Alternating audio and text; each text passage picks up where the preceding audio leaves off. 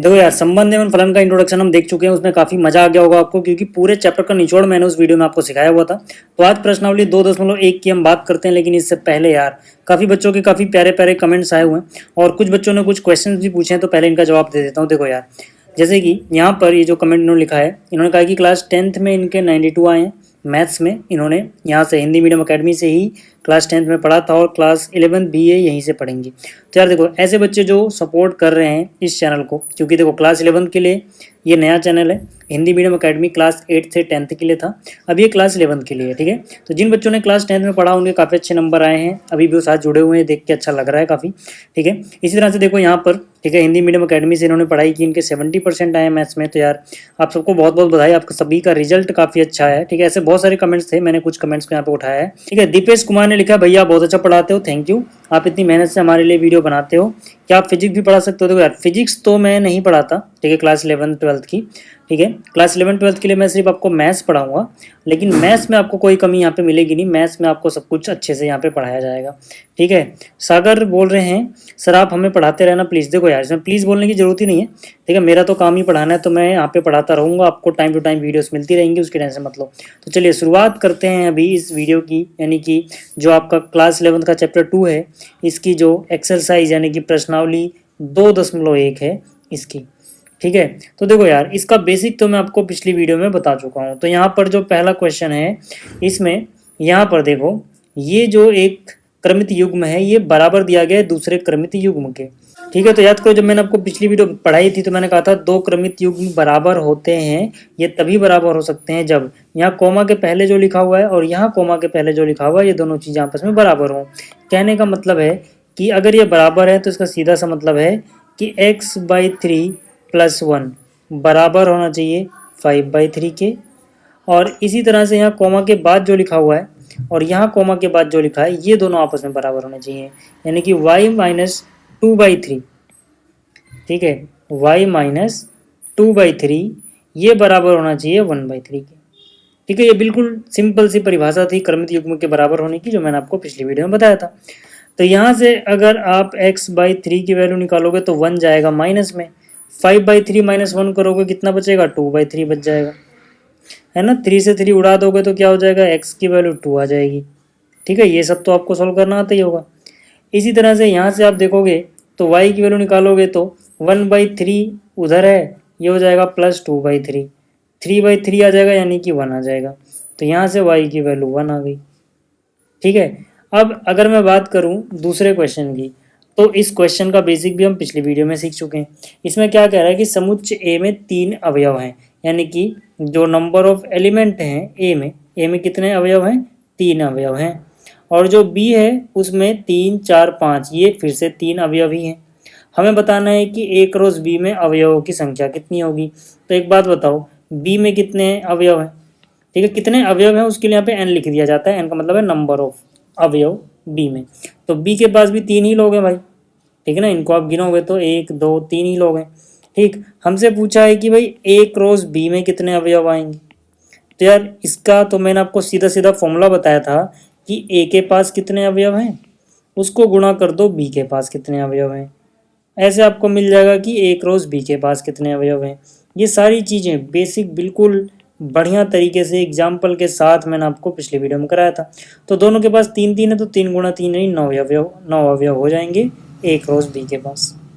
ठीक है, और यार देखो, जो बच्चे अभी नए हैं ना, जो पुराने चैनल से नहीं आए हैं हिंदी मीडियम अकेडमी से, ठीक है, शायद उनको भी नहीं पता होगा कि मैं कैसा पढ़ाता हूँ, बट जो बच्चे बहुत पहले से पढ़ रहे हैं वो मुझे जानते होंगे। ठीक है, अभी देखो डिजिटल बोर्ड नहीं है, इसलिए उतनी अच्छी यहाँ पर प्रेजेंटेशन नहीं हो पा रही है, बट डिजिटल बोर्ड जैसे ही आएगा, क्योंकि जो मेरा डिजिटल बोर्ड था अभी वो मेरे पास नहीं है, बट जैसे ही मैं डिजिटल बोर्ड का इंतजाम कर लूँगा तो आपको और अच्छे से समझ में आएंगी सारी चीज़ें। बस आप अभी जुड़े रहो, ठीक है, सपोर्ट करते रहो इस चैनल को, सारी चीज़ें जल्दी जल्दी, ठीक है, हो जाएंगी। देखो अगला जो है क्वेश्चन नंबर 3, इसमें क्या कह रहा है, जी के पास ये 2 एलिमेंट है 7 और 8, एच के पास ये 3 एलिमेंट है 5, 4 और 2। हमसे पूछा गया भैया जी क्रॉस एच निकाल दो, एच क्रॉस जी निकाल दो। तो एक बात बताओ यार, यहाँ पे अगर मैं बात करूँ पहले जी और एच के कार्तीय गुणन की, तो देखो कार्तीय गुणन में मैंने आपको एक चीज़ बताई थी, याद करो, ठीक है, कि अगर मुझे मान लो 2 समुच्चयों का कार्तीय गुणन निकालना है तो इसका मतलब है कि यहाँ पर वो सभी x y का क्रमित समुच्चय आएगा जहाँ पे x आएगा g से और y आएगा h से। आप ऐसे जितने भी जोड़े बना सकते हो सब लिख दो। ठीक है, एक्स जी के आने का मतलब है, देखो पहले एक्स लिखा है और पहला क्या है जी, यानी एक्स जी से आना चाहिए और वाई एच से आना चाहिए।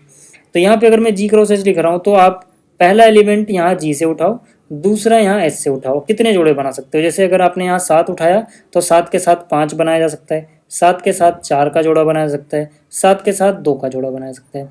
कंडीशन ये है कि पहला एलिमेंट आप जी से उठाओगे और दूसरा एलिमेंट एच से। तो 7 5 7 4 7 जो एक तो ये हो गया 7 5 7 4। ठीक है, जिसको बेसिक नहीं पता, बेसिक की मुझे दिक्कत है, पिछली वीडियो देखना, बहुत मेहनत से बनाई है भाई साहब। ठीक है, अगला क्या हो सकता है कि आपने इसका 7 ना उठा के 8 उठाया हो तो 8 5 8 4 8 2 बन सकता है। ठीक है, 8 5 8 4 8 2। ठीक है, कोई कन्फ्यूजन हो जाए कि क्या कुछ छूट तो नहीं गया, तो आप गिन लो इनको, 1 2 3 4 5 6। तो यहाँ पे टोटल 2 एलिमेंट है, यहाँ 3 एलिमेंट है, तो 2 गुणा 3 भी 6 होता है, मतलब सब कुछ सही है, कोई छूटा तो नहीं है। ठीक है, अच्छा जी क्रॉस एच पता लग गया। इसी तरह से आपसे एच क्रॉस जी भी पूछा है। ठीक है, तो एच क्रॉस जी लिखने के लिए आप एक काम ये कर सकते हो कि अगर आपको जी क्रॉस एच पता है इसको उलट दो, यहाँ पे 7 5 होते हैं, उल्टा कर दो 5 7 लिख दो। यहाँ पे 7 4 होते हैं, 4 7 लिख दो। ऐसे नहीं करना, आपको समझ के ही करना है। तो आप यहाँ से भी देख लो यार, अब शुरुआत में एच है यानी पहला एलिमेंट अब एच से आएगा, दूसरा अब जी से आएगा क्योंकि जी बाद में लिखा हुआ है, यानी कि अब आप उल्टा करोगे, पहले ये उठाओगे फिर ये। तो 5 के साथ 7 और 5 के साथ 8 ये बन सकता है, 5 7 5 8। ठीक है, या फिर 4 7 4 8 ये बन सकता है, या फिर 2 7 2 8 ये बन सकता है। ठीक है, आपको तीसरा प्रश्न समझ में आ गया होगा। अब बात कर लेते हैं चौथे की। देखो यार, जो यहाँ पर चौथा प्रश्न है इसमें क्या बोला गया, इसमें बोला गया है बतलाइए कि निम्नलिखित कथनों में से प्रत्येक सत्य है अथवा असत्य है। यदि कथन असत्य है तो दिए गए कथन को सही बनाकर लिखिए। जैसे पहला जो कथन है इसमें क्या बोला गया है कि अगर P के पास ये 2 एलिमेंट हैं और Q के पास ये 2 एलिमेंट हैं तो P और Q के कार्तीय गुणन में ये चीज़ें आएंगी क्या। तो ये देखते ही क्या पता लग रहा है कि भाई पहला पार्ट तो असत्य लिखा हुआ है ना। असत्य क्यों लिखा हुआ है, क्योंकि इसमें कुछ चीज़ें मिसिंग हैं। जैसे अगर आप यहाँ पर लिखना चाहोगे तो m के साथ n बनेगा, वो तो ठीक है, लेकिन फिर m के साथ m वाला भी तो जोड़ा बनेगा जो कि यहाँ पे है ही नहीं। इसी तरह से n के साथ n बनेगा जो यहाँ पे है ही नहीं। ठीक है, तो इसका सही वाला क्या होगा, इसका सही जो होगा वो ये होगा। ठीक है ना, ये कैसे आया, आपको पहला यहाँ से उठाना है, दूसरा यहाँ से। तो m के साथ n लिखोगे ये मिल जाएगा, m के साथ m लिखोगे ये मिल जाएगा, n के साथ n लिखोगे ये मिल जाएगा, n के साथ m लिखोगे ये मिल जाएगा। तो ये सही है। दूसरे में क्या कह रहा है कि यदि a और b अरिक्त समुच्चय, अरिक्त समुच्चय मतलब खाली समुच्चय नहीं है, तो a cross b क्रमित युग्मों x y का एक अरिक्त समुच्चय होगा और ये इस प्रकार होगा कि x a से आएगा y b से आएगा। ठीक है, तो यार ये चीज़ तो सत्य लिखी हुई है ना, क्योंकि a क्रॉस b की डेफिनेशन यही है कि जो यहाँ पे क्रमित युग्म है इसका पहला एलिमेंट a से आएगा और दूसरा एलिमेंट b से आएगा। ठीक है, तो दूसरा भी हो गया, दूसरा तो सत्य है तो कुछ करना नहीं, सिर्फ सत्य लिख के छोड़ देना है। तीसरा क्या कह रहा है कि यदि a के पास ये 2 एलिमेंट हैं, b के पास ये 2 एलिमेंट हैं, तो a क्रॉस, ठीक है, b का अगर सर्वनिष्ठ निकाला जाए इस रिक्त समुच्चय के साथ तो रिक्त समुच्चय आएगा। तो सही बात है। देखो पहला ब्रैकेट सॉल्व करते हो तो यहाँ पर क्या है, यहाँ पर किसी का भी अगर सर्वनिष्ठ निकाला जाए एक रिक्त के साथ तो रिक्त ही आता है, यानी इस पूरे का आंसर तो रिक्त समुच्चय हो गया। अब इसका आपको a के साथ गुणन निकालना है, तो एक रिक्त समुच्चय है तो ये कुछ भी हो उत्तर में रिक्त समुच्चय ही आएगा जो इन्होंने भी लिखा है, मतलब इन्होंने सत्य लिखा है।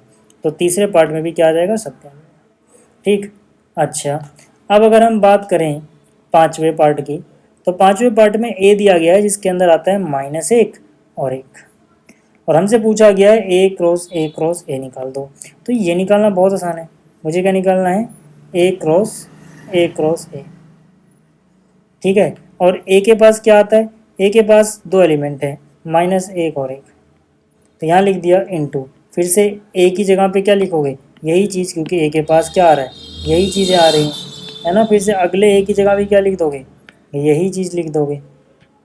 ठीक है, अब अगर आपको इनका गुणन निकालना है तो एक तरीका तो है कि भाई सबका एक साथ निकाल लो, बट उसमें कुछ बच्चे गलती कर देते हैं, जैसे कि मैंने इंट्रो वाली वीडियो में बताया था। तो आपके पास एक आसान तरीका और है कि पहले आप 2 का निकालो, इसको ऐसे ही रहने दो, मतलब ये जो चीज़ है ना, ठीक, इसको मत छेड़ो, ठीक है, इसको आप एज इट इज़ कॉपी कर दो, ठीक है, इसको ऐसे ही लिख दो, ठीक। और यहाँ पर बाकी जो 2 चीज़ें बची हैं उनका गुणनफल निकाल लो, ठीक है, इनका गुणन कर लो क्रमित, ठीक है, ठीक है, इनका कार्तीय गुणन निकाल लो। तो यार इनका तो निकालना आसान है ना, 2 का तो आपको आता ही है कि भाई एक इससे लेना है, किससे लेना है, कितने जोड़े बन सकते हैं, बस वो देखना है, पहला इससे दूसरा इससे, ठीक है। तो -1 एक ये बन जाएगा, -1 + 1 एक तो ये बन जाएगा, तो पहले इतना लिख लेते हैं, -1 और -1 + 1। इसके बाद क्या होगा, इसके बाद अगर इसका +1 उठाओगे तो +1 -1 +1 + 1 है ना, यानी कि 1 -1 और 1 1। जैसे इतना हुआ, अब आप इन दोनों का गुणन निकाल लो। उसके लिए आपको यहाँ से 1 उठाना है, यहाँ से 1 उठाना है, ऐसे कितने बना सकते हो आप, लेकिन याद रहे कि अब आप ये पूरा उठाओगे एक साथ, यानी कि ये -1 के साथ, फिर यही पूरा +1 के साथ, यानी कि यहाँ पर आएगा ये पूरा आपने उठाया, ठीक है, -1 और ये गया इस -1 के साथ, और फिर से आपने यही पूरा उठाया, यानी कि -1 और फिर ये गया +1 के साथ। ऐसे ही सबके साथ करना है, फिर ये उठाओगे एक बार -1 के साथ, एक बार +1 के साथ, ठीक है, यानी कि -1 एक बार -1 के साथ, और फिर -1 एक बार +1 के साथ। उसके बाद फिर ये उठाओगे एक बार -1 के साथ, एक बार +1 के साथ, ठीक है। तो यहाँ पे 1 के साथ, और फिर 1 -1 +1 के साथ, ठीक है। अब इन तीनों का काम हो गया, बारी इसकी, ठीक है। तो 1 1 -1 1 1 1 और चीज़ें लिख दो, तो 1 1 -1 और 1 1 1, ठीक है। आप चेक भी कर लो कि इसके पास 1 2 3 4 एलिमेंट थे, इसके पास 2 थे, तो 4 दूनी 8, तो यहाँ पर 1 2 3 4 5 6 7 8, ठीक है, ये हो गया। चलिए अगले क्वेश्चन की बात कर लेते हैं। अगला क्वेश्चन यानी प्रश्न संख्या 6, इसमें क्या कह रहा है, इसमें कह रहा है कि ए और बी के कार्तीय गुणन में अगर ये चीज़ें आती हैं तो ए तथा बी ज्ञात कीजिए। तो आसान है यार, भाई ए से कौन आया होगा, जो कोमा के पहले लिखा है ना। प्रथम देखो क्या है, ए और बी मिल रहा है आपको कोमा के पहले, कोमा के पहले ए, कोमा के पहले ए, कोमा के पहले बी, कोमा के पहले बी, तो कोमा के पहले या तो ए मिल रहा है या तो बी मिल रहा है, तो आप रिपीट मत करना, एक ही बार लिखना। इसी तरह से अगर बी की बात करें, ठीक है, तो कोमा के बाद वाला एलिमेंट जो दूसरा है वो यानी कि बी के जाएगा। कोमा के बाद वाला कहाँ से आता है, बी से आता है। तो कोमा के बाद यहाँ एक्स है, यहाँ वाई है, यहाँ एक्स है, यहाँ वाई है, यानी कि कोमा के बाद या तो एक्स पर लिखा हुआ है या वाई लिखा हुआ है। तो ये हो गया ए, ये हो गया बी। समझ में आ गई बातें। चलो अब बात करते हैं प्रश्न संख्या 7 की। प्रश्न संख्या 7 में कह रहा है, मान लीजिए ए के पास ये 2 एलिमेंट हैं, बी के पास ये 4 एलिमेंट हैं, सी के पास ये 2 एलिमेंट है, डी के पास ये 4 एलिमेंट हैं। तो सत्यापित कीजिए कि पहले पार्ट में ये वाली चीज़ इसके बराबर आए और दूसरे पार्ट में ये इसका उपसमुच्चय हो जाए। चलो पहले पहला हिस्सा देखते हैं। पहला जो हिस्सा है इसमें क्या लिखा हुआ है, इसमें लिखा हुआ है ए क्रॉस बी का सर्वनिष्ठ सी के साथ निकाला जाए तो ये बराबर आना चाहिए इसके, यानी कि ए क्रॉस बी, ठीक है, का सर्वनिष्ठ ए क्रॉस सी, यानी कि ए और सी के कार्तीय गुणन के। तो एक काम करो ना यार, अब एक बार पहले LHS उठा लो, ठीक है। तो मैंने क्या किया, LHS उठा लिया। LHS में क्या है, ए क्रॉस बी और सी का सर्वनिष्ठ। तो ए के पास क्या चीज़ है, आप देखोगे तो ए के पास ये 2 चीज़ें आ रही हैं, 1 और 2, तो यहाँ पे ए की जगह लिख दिया ये चीज़ इनटू। अच्छा, बी और सी का सर्वनिष्ठ लेना है ना, तो पहले देखो बी ये रहा, सी ये रहा, सर्वनिष्ठ मतलब जो इनमें एक जैसा हो, कॉमन हो, ठीक है। तो यहाँ पर तो 1 2 3 4, यहाँ 5 है, कुछ भी एक जैसा नहीं है जो दोनों के पास हो, तो इसमें तो कुछ नहीं आएगा, ये रिक्त समुच्चय आएगा। तो यहाँ पे लिख दो इसको एक रिक्त समुच्चय। अब आपको पता है किसी भी समुच्चय का एक रिक्त समुच्चय के साथ अगर कार्तीय गुणन निकाला जाए तो रिक्त समुच्चय ही आता है। तो इसका मतलब क्या है, इसका मतलब हो जाएगा ये रिक्त समुच्चय आएगा। तो हमने LHS को सोल्व किया तो रिक्त समुच्चय आ रहा है, ठीक है भाई साहब। अब जरा RHS की बात कर लेते हैं, ठीक। तो यहाँ पे मैंने लिखा RHS। RHS में क्या करते हैं, जो भी चीज़ है इसको उठा के लाते हैं यहाँ पर, ठीक है, ये ले आया मैं। ठीक, तो एक काम करो, थोड़ा दूर दूर लिख देते हैं ताकि समझ में आए। ठीक है, अब मैं यहाँ पे क्या करता हूँ, ए क्रॉस बी लिख लेता हूँ, फिर उसका सर्वनिष्ठ यहाँ पे क्या लिख देता हूँ, ए क्रॉस सी। ठीक है, तो ए और बी का कार्तीय गुणन निकालोगे तो क्या क्या आएगा वो आपको यहाँ से देखने से पता लगेगा। ए यहाँ पर है, बी यहाँ पर है, तो पहले यहाँ से एक एक एक दो एक तीन एक चार इतना लिखते हैं, तो यहाँ पर क्या आ जाएगा, एक एक एक दो एक तीन एक चार। ठीक है, इतना हो गया। फिर यहाँ से दो एक दो दो दो तीन दो चार, ये भी आ जाएगा। ठीक है, ये पूरा हो गया है ना, क्योंकि ए क्रॉस बी निकालना था। ए के पास 2 एलिमेंट है, बी के पास 4, 4 दूनी 8, 4 ऊपर 4 नीचे 8, ये हो गया। फिर इसका क्या निकालना है, सर्वनिष्ठ। किसके साथ निकालना है, ए क्रॉस सी के साथ। अब ए और सी में क्या आएगा, ए क्रॉस सी में क्या आएगा वो देख लेते हैं। ए के पास है ये, सी के पास है ये, तो यहाँ पे क्या आ जाएगा देखो, 1 5 1 6, फिर 2 5 2 6, तो ये लिख दो यार। ठीक है, ये निकल गया ए और सी का गुणन। अब आपको क्या देखना है, इन दोनों में एक जैसा क्या है, क्योंकि सर्वनिष्ठ निकालना है। तो आप देखोगे यार, जो चीज़ें यहाँ मिल रही हैं वो यहाँ तो है ही नहीं, कुछ भी एक जैसा नहीं है दोनों के पास। तो यानी कि फिर से ये भी क्या हो जाएगा, एक रिक्त समुच्चय हो जाएगा। तो आप देखोगे LHS को सॉल्व करके भी रिक्त समुच्चय आया, RHS को भी करके आया, मतलब LHS और RHS बराबर हो गए। यही हमें करके दिखाना था, सत्यापित करना था कि LHS RHS के बराबर है। समझ में आ गई बात, तो ये क्लियर हो गया। अब बात करते हैं इसके दूसरे हिस्से की। अब दूसरे हिस्से के लिए मैं पहले एक नया पेज ले लेता हूँ, अब बार बार ऊपर ना देखना पड़े, इसलिए इसको कॉपी कर लेता हूँ। ठीक है, और यहाँ पेस्ट कर लेता हूँ, फिर सॉल्व करते हैं इसको। देखो यार जरा, यहाँ पर अगर मैं दूसरे हिस्से की बात कर रहा हूँ, तो दूसरे हिस्से में मुझे क्या दिखाना है कि ए और सी का जो कार्तीय गुणन आता है वो एक उपसमुच्चय है बी और डी के कार्तीय गुणन के। तो चलो पहले ए और सी निकाल लेते हैं, ए और सी का कार्तीय गुणन निकाल लेते हैं। ठीक है, तो ए और सी में क्या आएगा देखो, ए रहा सी ए रहा, हालांकि हमने ऊपर निकाला भी है, 1 5 1 6 2 5 2 6, तो पहले इतना लिख लेता हूँ। ठीक है, ये हो गया। अब हम बी और डी का भी कार्तीय गुणन निकाल लेते हैं। ठीक है ना, इसका तो देखो यार, इसमें तो बहुत कुछ आएगा, क्योंकि बी के पास भी 4 एलिमेंट हैं, डी के पास भी 4 एलिमेंट है, तो 4 गुणे 4 16 आएंगे टोटल एलिमेंट। तो थोड़ा लंबा पड़ेगा ना, तो लिखने में थोड़ा टाइम लगेगा। चलो देखो कैसे करोगे, पहला एलिमेंट बी से उठाना है, क्योंकि बी पहले लिखा है, दूसरा डी से उठाना है। तो 1 5 1 6 1 7 1 8। ठीक है, तो 1 5 1 6 1 7 1 8। इसी तरह से 2 5 2 6 2 7 2 8। ठीक है, इसी तरह से 3 के साथ बनाओगे, 3 5 3 6 3 7 3 8। ठीक है, और आखिर में बनेगा 4 5 4 6 4 7 4 8। ठीक है, और ये कंप्लीट हो गया, इतनी चीज़ आ गई। अब अगर आप देखो तो इसके पास जो भी है सब कुछ यहाँ पे मिल जाएगा। जैसे इसके पास 1 5 है, तो यहाँ पे 1 5 मिल रहा है, 1 6 यहाँ पे 1 6 मिल रहा है, 2 5 यहाँ 2 5 मिल रहा है, 2 6 यहाँ 2 6 मिल रहा है। तो मतलब इसके पास जो भी एलिमेंट है वो इसके पास तो ऑलरेडी है। ठीक है ना, कम से कम उतने। तो यहाँ पे हम बोल सकते हैं कि फॉर ऑल, अब देखो ये जो चीज़ें हैं क्रमित युग्म में है ना, तो फॉर ऑल एक्स वाई का क्रम, जो भी क्रमित युग्म किसके पास है, जो ए और सी में है, तो ये इम्प्लाई हो रहा है कि यही एक्स वाई है ना, कम से कम इतना तो बी और डी के क्रम कार्तीय गुणन में भी है। तो इसका मतलब क्या हुआ, इसका मतलब हुआ कि ये चीज़ एक उपसमुच्चय है बी और डी के कार्तीय गुणन का। समझ में आ गया, और यही हमें प्रूव करना था। ठीक है, तो चलिए अब अगला क्वेश्चन देखते हैं। अगला क्वेश्चन कह रहा है कि मान लीजिए कि ए के पास ये 2 एलिमेंट आते हैं, बी के पास ये 2 एलिमेंट आते हैं, तो ए क्रॉस बी लिखिए, और ए क्रॉस बी में कितने उपसमुच्चय होंगे वो भी बताओ, सूची बनाओ। ठीक है, तो यार देखो यहाँ पर ए के पास 2 चीज़ें हैं, क्या क्या, 1 और 2। बी के पास भी 2 ही चीज़ें हैं, कौन कौन, 3 और 4। तो पहली बात तो ए क्रॉस बी लिखना बहुत आसान है। ठीक है ना, ए क्रॉस बी लिखना बहुत आसान है।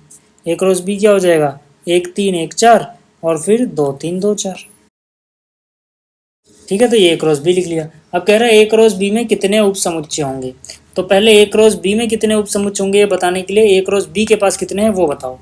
तो अगर मैं लिखूँ यहाँ पर number of element A cross B के पास, तो वो कितने हैं, या तो आप गिन लो यार, 1 2 3 4, या फिर ए के पास 2 इसके पास 2 2 2 4, ऐसे भी 4 पता लग जाते हैं। ये तो 4 हैं, लेकिन हमें ये नहीं बताना, हमें बताना है उपसमुच्चयों की संख्या। तो हम लिखेंगे ए क्रॉस बी के उप समुच्चयों की संख्या। ठीक है, इसका फॉर्मूला क्या होता है, अगर किसी भी समुच्चय के उप समुच्चयों की संख्या निकालनी है तो वो फॉर्मूला होता है 2 की घात लगा दो उस समुच्चय के पास कितने अवयव थे। जैसे अगर ए क्रॉस बी के उप समुच्चय निकालना है तो ए क्रॉस बी के पास कितने थे, वो 2 की घात में चला जाएगा। और ये थे 4, क्योंकि इसके पास कितने हैं 4, तो 2 की 4 कितना होता है 16। ठीक है, आप देखो अगर आपको सूची भी लिखनी है, ठीक है, उप समुच्चयों की सूची, तो वो भी मैं लिख के दिखा देता हूँ। ठीक है कि ये 16 होंगे कौन कौन से। ठीक है, तो यार उप समुच्चय कैसे बनाते हो, एक काम करते हैं ना इसको लिखने के लिए। ठीक है, इसको नीचे करते हैं थोड़ा, ये जो अपने पास ए क्रॉस बी है ना, इसको उठा के लाते हैं। ठीक है, क्योंकि इसी की मदद से तो हम उप समुच्चय बनाएंगे। अब देखो इसके उप समुच्चय आप कैसे कैसे बना सकते हो। ठीक है, पहली बात तो एक रिक्त समुच्चय सभी का उप समुच्चय होता है, तो एक तो ये हो जाएगा। टोटल जो 16 होंगे वो कौन कौन से होंगे, एक तो ये हो जाएगा। ठीक है दूसरी बात, हर समुच्चय अपना एक उप समुच्चय होता है, यानी कि ये पूरा का पूरा समुच्चय ही हो जाएगा। 2 तो ये हो गए। ठीक है, तो 2 तो ये हो गए। बाकी क्या करो, पहले आप इसके एक एक एलिमेंट से एक एक उप समुच्चय बनाओ। जैसे 1 3 से 1 बन जाएगा, 1 4 से 1, 2 3 से और 2 4 से, इनसे बना लो। मेरे कहने का मतलब क्या है कि आप 1 3 से 1 समुच्चय बनाओ जो उसका उप समुच्चय होगा।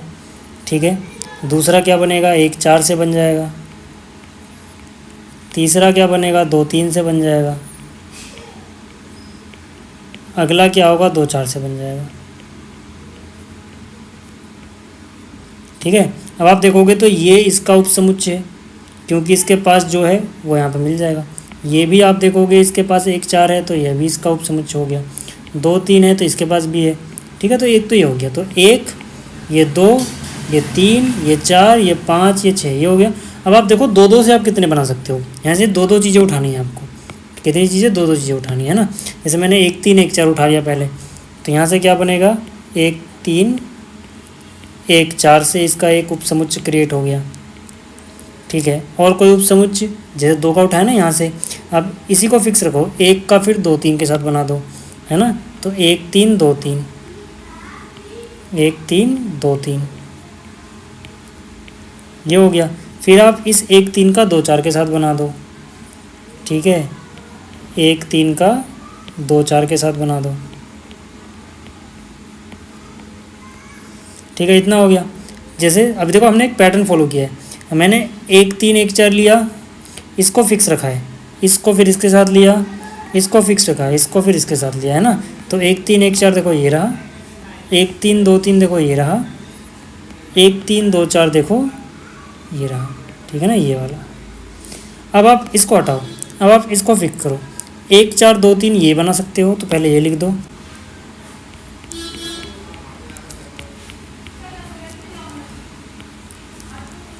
ठीक है, अब 1 4 को फिक्स रखो, 1 4 का 2 3 के साथ बना दिया।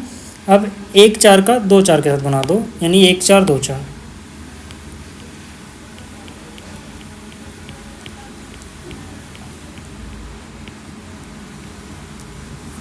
ठीक है, ये हो गया, आपने इसको फिक्स कर दिया। अब आप क्या करो, इन दोनों से भी एक बना सकते हो ना, अब इसको फिक्स करो आप। ठीक है, 2 3 2 4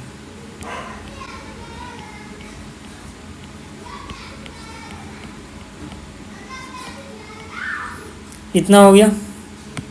ठीक है तो यहाँ पे अगर आप देखोगे ना, तो यहाँ पे एक पैटर्न फॉलो हो रहा है। मैंने शुरुआत में क्या किया है कि भाई इन दोनों का बनाया, इसको फिक्स रखा, इसका इसके साथ बनाया, ये आ गया।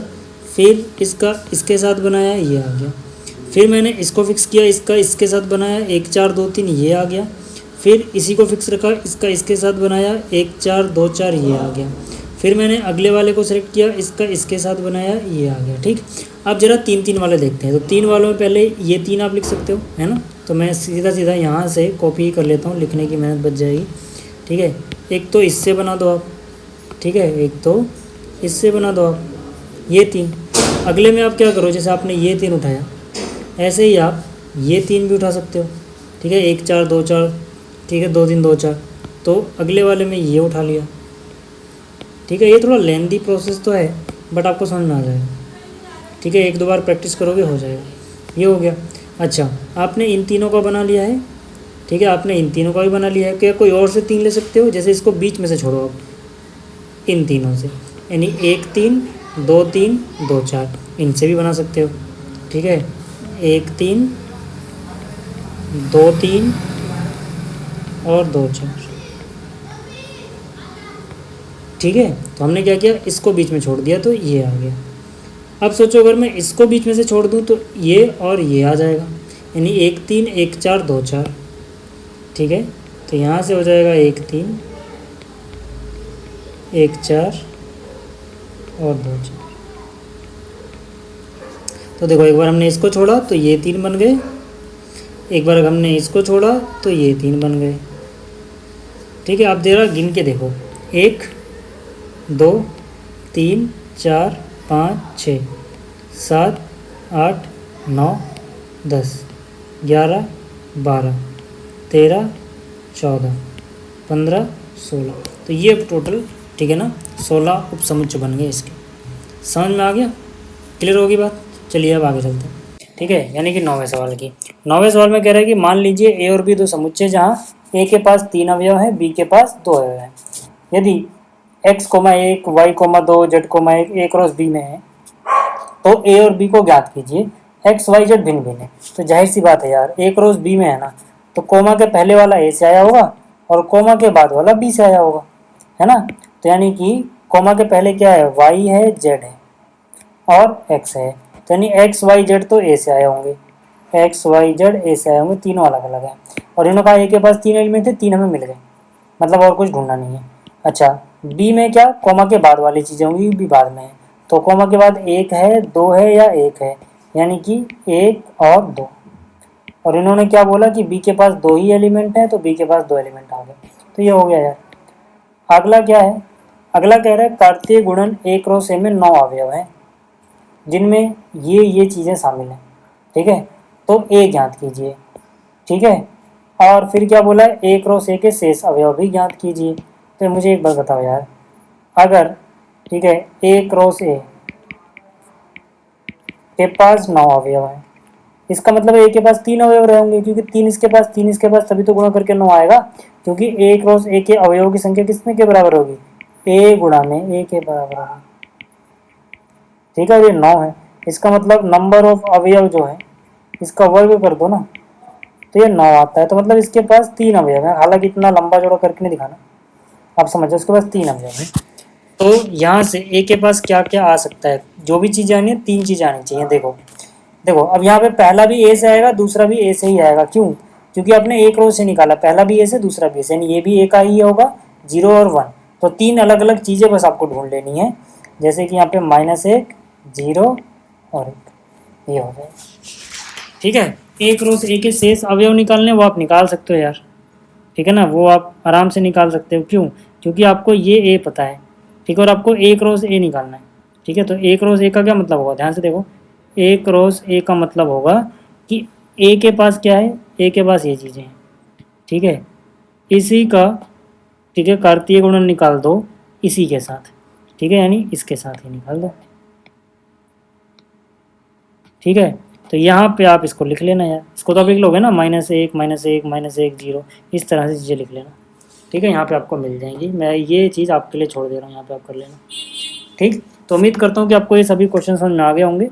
इस वीडियो में इतना ही, जल्दी मिलेंगे अगली वीडियो में। इस वीडियो को देखने के लिए धन्यवाद, और PDF आपको टेलीग्राम पे मिल जाएगा। Thank you.